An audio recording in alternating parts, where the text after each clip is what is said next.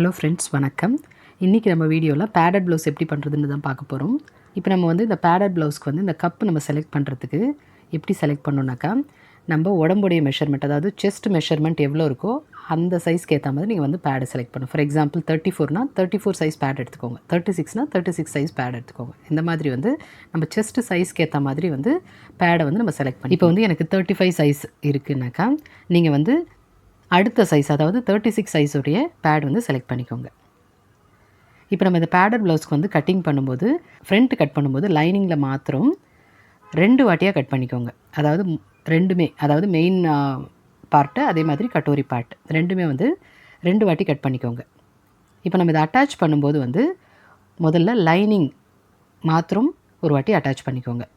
நம்ம பிரின்சஸ் கட்டில் எப்போ வந்து நம்ம இந்த கட்டோரி பார்ட் அட்டாச் பண்ணுறதா இருந்தாலும் இந்த சென்ட்ரு பார்ட்டை வந்து ஃபஸ்ட்டு கீழே போட்டுட்டு இந்த கட்டோரி பார்ட்டை வந்து அது மேலே வச்சு நம்ம அட்டாச் பண்ணணும். இதில் நிறைய பேருக்கு வந்து இந்த மேல் பார்ட்டோ இல்லை கீழ் பார்ட்டு வந்து வளர்ந்து வரும். அந்த மாதிரி வளர்ந்து வராமல் இருக்கிறதுக்கு என்ன பண்ணணுன்னாக்கா, கட்டோரி பார்ட் இருக்குது இல்லைங்களா, இது வந்து எப்போவுமே கிராஸில் இருக்கிறதுனால லைட்டாக வந்து இடுபட்டுக்கிட்டே வரும் நம்மளுடைய மெஷின் ப்ரெஷர்னால். அதனால் வந்து நம்ம கீழே இருக்கிற பீஸை வந்து இந்த சென்ட்ரு பீஸை வந்து லேசாக இழுத்தா மாதிரியும் இந்த கட்டோரி பீஸை வந்து லைட்டாக வந்து லூஸ் விட்டா மாதிரியும் நம்ம தச்சுட்டு வந்தோம்னாக்கா இந்த மாதிரி வந்து ஃபினிஷிங் வந்து ரொம்பவே கரெக்டாக வரும். இதுக்கப்புறமா இதுக்கு ஓரமாக ஒரு தையல் போட்டு வந்துடுங்க. இந்த மாதிரி ரெண்டுத்தையும் நம்ம அட்டாச் பண்ணியாச்சு. இப்போ வந்து கப்பை வந்து நம்ம இந்த மாதிரி மேல் பக்கத்தை இந்த மாதிரி 4ஆக மடித்து இதுக்கு சென்டர் பார்ட்டை வந்து முதல்ல மார்க் பண்ணிக்கலாம்.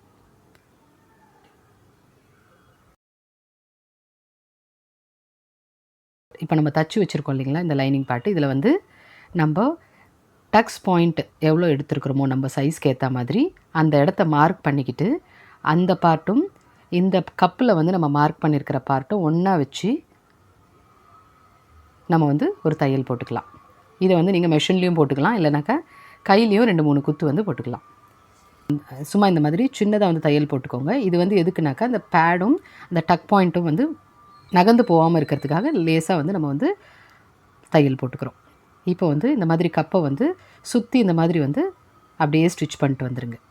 இப்போ 2 பக்கம் நம்ம வச்சாச்சு. இப்போது நம்மளுடைய ப்ளவுஸுடைய நார்மல் நம்ம பிரின்சஸ் கட்டுக்கு எப்படி பண்ணுவோம், லைனிங்கும் மெயின் ஃபேப்ரிக்கும் அட்டாச் பண்ணுவோம் இல்லைங்களா, அந்த மாதிரி வந்து இந்த கட்டோரி பார்ட்டாக இருக்கட்டும் சென்டர் பார்ட்டாக இருக்கட்டும் ரெண்டுத்தையுமே வந்து இந்த லைனிங் துணியோடு வச்சு நம்ம அட்டாச் பண்ணிக்கலாம். ஸோ நம்ம எப்போவுமே வந்து லைனிங் வச்சு மெயின் ஃபேப்ரிக் கட் பண்ணும்போது மெயின் ஃபேப்ரிக் வந்து கொஞ்சம் வந்து துணி எக்ஸ்ட்ராவே விட்டு கட் பண்ணிக்கணும் எல்லா சைடும். ஏன்னா வந்து எப்போவுமே இந்த சாரீ கிளாத்லலாம் வந்து நம்ம கட் பண்ணும்போது இது வந்து கொஞ்சம் இந்த காட்டன் மாதிரி ஸ்டிஃபாக இருக்காது.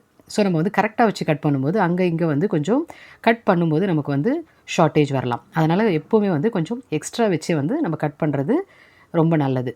ஸோ இந்த மாதிரி வந்து நம்ம அட்டாச் பண்ணதுக்கப்புறமா இந்த எக்ஸ்ட்ராஸ் வந்து நம்ம கட் பண்ணிக்கலாம். இப்போ வந்து நம்ம இந்த சென்டர் பார்ட்டோடைய வந்து இந்த கட்டோரி பார்ட்டை வந்து அட்டாச் பண்ணிக்கணும். இதுக்கும் வந்து நம்ம கீழே இருக்கிற பீஸை லேசாக இழுத்தா மாதிரியும் இந்த கட்டோரி பீஸை வந்து லேசாக லூஸ் விட்டா மாதிரியும் தச்சுக்கணும்.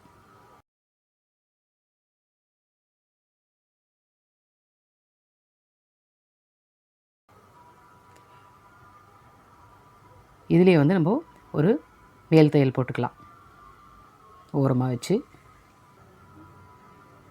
இப்போ நம்ம 2 பக்கமும் வந்து ஸ்டிச் பண்ணியாச்சு. இப்போ வந்து நம்ம முன்னாடி அட்டாச் பண்ண பேட் அட்டாச் பண்ண அந்த பீஸை வந்து கீழே வச்சு மெயின் ஃபேப்ரிக்கோட லைனிங் அட்டாச் பண்ணதை வந்து மேலே வச்சு அப்படியே வந்து ரெண்டுத்தையும் ஒன்றா வச்சு தையல் போட்டு வந்துடலாம். ஸோ இது தையல் போடும்போது எந்த பக்கமும் லூஸ் வராத மாதிரி கரெக்டாக வச்சு தையல் போடுங்க.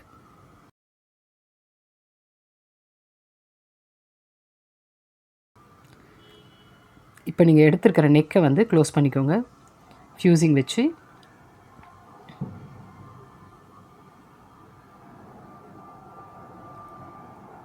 நெக் லைனை வந்து ஃப்யூசிங் வச்சு எப்படி அட்டாச் பண்ணுறது, எப்படி வந்து க்ளோஸ் பண்ணுறதுங்கிறத வந்து நான் ஏற்கனவே ஒரு வீடியோவில் சொல்லியிருக்கேன். அந்த வீடியோட லிங்க்கை வந்து நான் டிஸ்கிரிப்ஷன் பாக்ஸில் வந்து ஷேர் பண்ணுறேன், செக் பண்ணிக்கோங்க.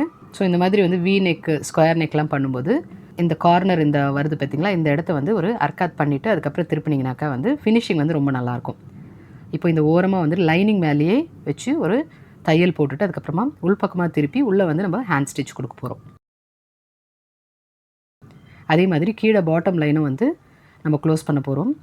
இதில் வந்து 2 இன்ச் வரா மாதிரி ஒரு பட்டி எடுத்துக்கோங்க. எடுத்துக்கிட்டு இந்த மாதிரி முதல்ல வந்து அட்டாச் பண்ணிக்கோங்க. அதுக்கப்புறமா இது ஓரமாக ஒரு தையல் போட்டுட்டு வந்துடுங்க. இப்போ வந்து இதை மடித்து ஒரு தையல் போட்டுக்கலாம். இதுக்கப்புறமா இதை இன்னொரு மடித்து இதை வந்து கையில் வந்து தையல் போட்டுக்கோங்க. இது வந்து நீங்கள் பிகினர்ஸாக இருந்தீங்கன்னா முதல்ல வந்து மெஷின்லேயே வந்து பெரிய தையல் வச்சு ஒரு தையல் போட்டுக்கிட்டு அதுக்கப்புறமா வந்து நீங்கள் ஹெம்மிங் பண்ணிட்டு வந்தீங்கன்னாக்கா உங்களுக்கு வந்து நகர்ந்து போகாமல் கரெக்டாக இருக்கும். ஹெம்மிங் பண்ணதுக்கப்புறமா வந்து நீங்கள் அந்த தையலை வந்து பிரித்து விட்டுக்கோங்க.